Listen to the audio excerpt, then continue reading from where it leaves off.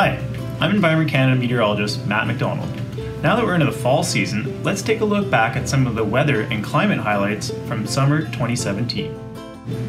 First and foremost, the sparks were definitely not flying this summer. In fact, we experienced a distinct lack of lightning this summer in Canada. In just August, for example, Canada recorded the fewest number of lightning strikes since 2002. We only saw 600,000 strokes compared to the normal average of about 1 million.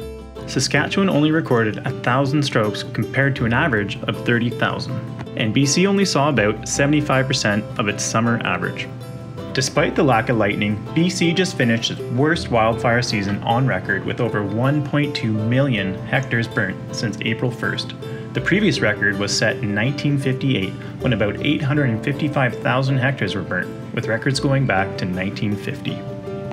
Needless to say, it was a dry summer in Western Canada, but what about the rest of the country? Well, Manitoba is in line to claim the best Canadian summer of 2017. In both June and July, the average temperature was about 23 degrees with nearly 50 days of sunshine.